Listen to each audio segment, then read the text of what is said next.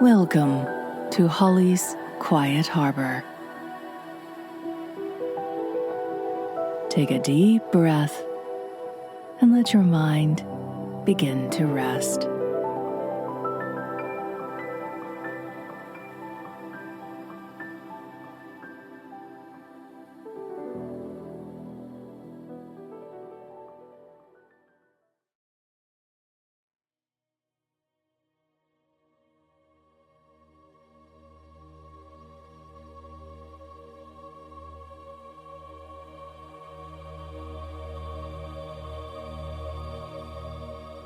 The tide at Wren's Hollow turned just after dusk.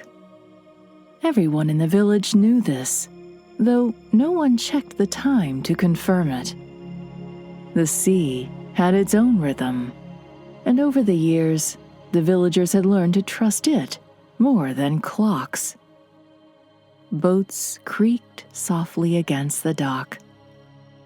Lanterns swayed in the salt air, and the horizon, just beginning to soften into twilight, stretched wide and unhurried.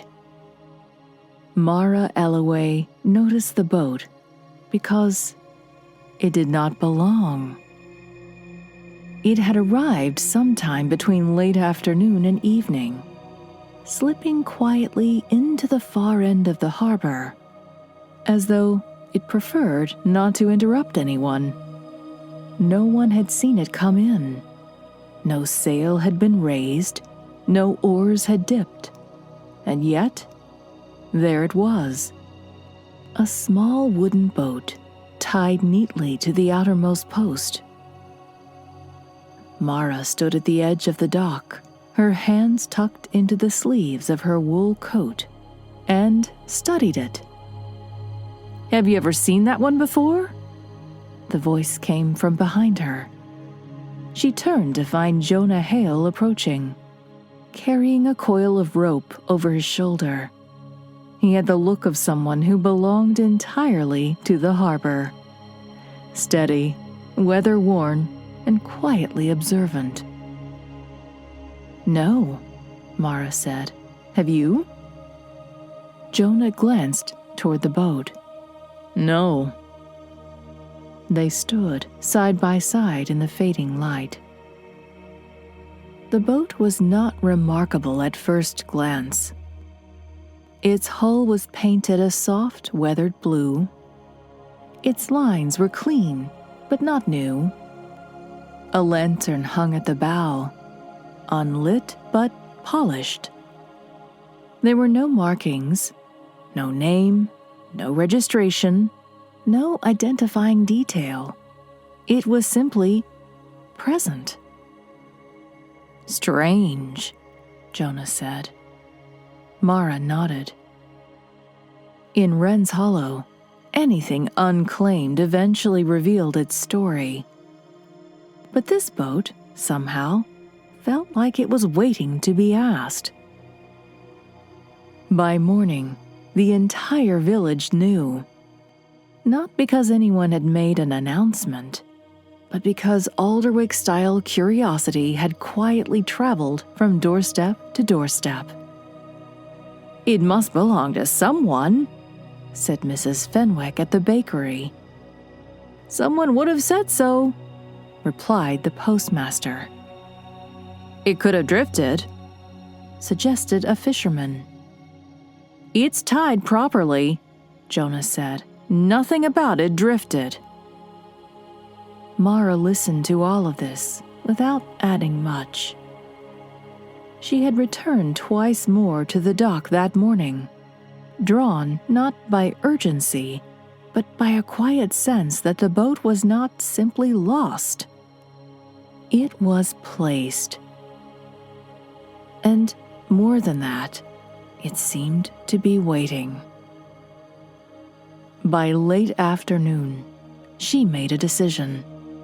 Not a dramatic one, not a reckless one, just a small choice. She would step into the boat. Jonah found her just as she loosened the rope. "You're going out in it," he said. It was not a question. "Yes." He studied her for a moment, then set down the rope he'd been carrying. "I'll come with you." Mara smiled faintly. "I thought you might." The boat moved easily. Too easily, perhaps. There were no oars, but it didn't need them. As soon as they pushed away from the dock, the current seemed to take hold. Not in a pulling way, but in a guiding one. The harbor opened around them. The village grew softer behind them, its edges blurring into warm gold and gray. Jonah sat opposite Mara, watching the water. "This isn't drift," he said quietly. "No," Mara agreed. They did not try to steer. The boat didn't ask them to.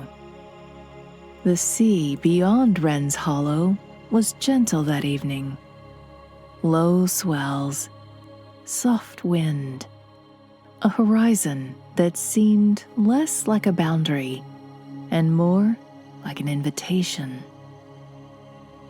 For a while, they said nothing.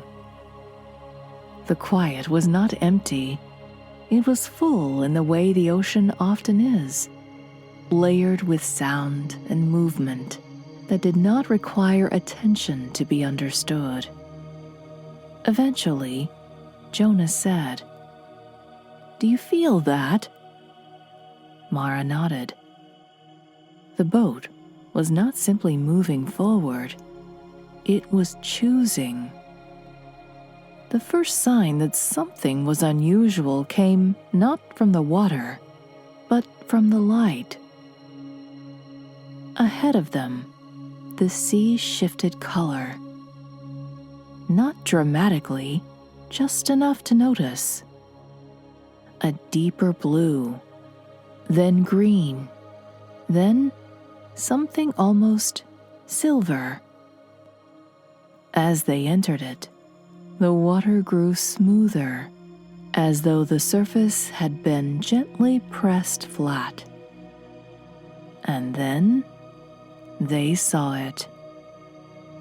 At first, Mara thought it was a reflection.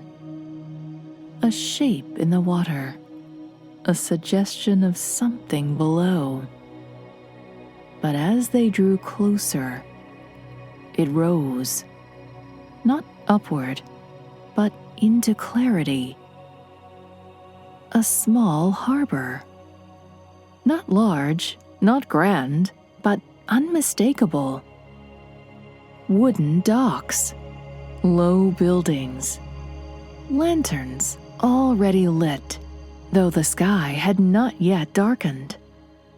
And people, not many but enough, standing along the edge of the dock, as though they'd been waiting. Jonah exhaled slowly. That shouldn't be there. "No," Mara said, "but it is." The boat did not hesitate. It carried them gently toward the dock. No one called out, no one waved. And yet, as they approached, Mara felt no unease, only recognition, not of the place, but of the feeling. When the boat touched the dock, it did so without sound. Mara stepped out first. The wood beneath her feet was warm, as though it had held sunlight longer than the rest of the world. Jonah followed. One of the people stepped forward. An older woman with kind eyes and a steady presence. "You've come," she said simply. Mara nodded. I think we were meant to. The woman smiled. Yes. They stayed for what felt like an evening, or perhaps longer. Time did not move the way it did in Wren's Hollow. There was tea and bread and quiet conversation. No one asked where they had come from. No one explained where they were. But slowly, through fragments and glances, and the gentle way people spoke, Mara began to understand.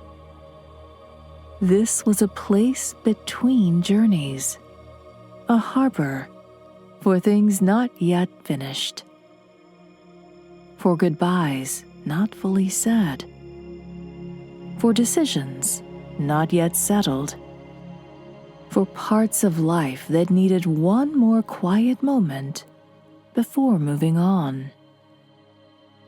Jonah spoke with a man who had once been a sailor and now seemed content to simply sit and watch the water.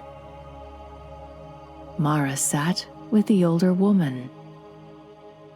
"This place," she said, "it isn't on any map."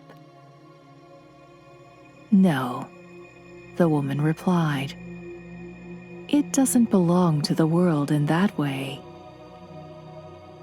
"Then how do people find it?" The woman's eyes softened. "They don't," she said. "Not exactly." Mara thought of the boat. "It finds them," she said. The woman smiled. "Yes." When it was time to leave, no one announced it. The sense of it simply arrived. Mara and Jonah returned to the boat. The older woman stood at the edge of the dock. "You don't need to understand it all," she said. "Just carry what you found." Mara nodded. "I think we will." The return journey was quieter still. The water shifted again. The colors softened.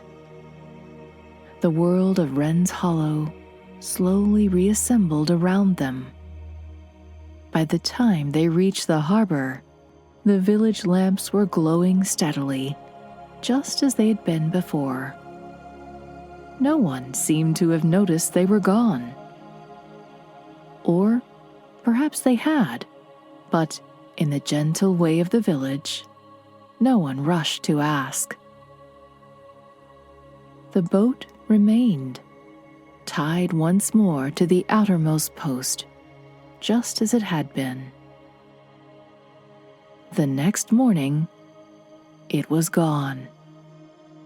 No rope, no mark, no sign of it ever having been there.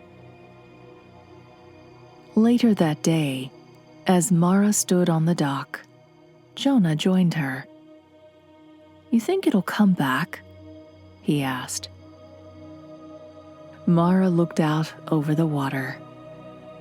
"I don't think it ever really leaves," she said. Jonah considered this.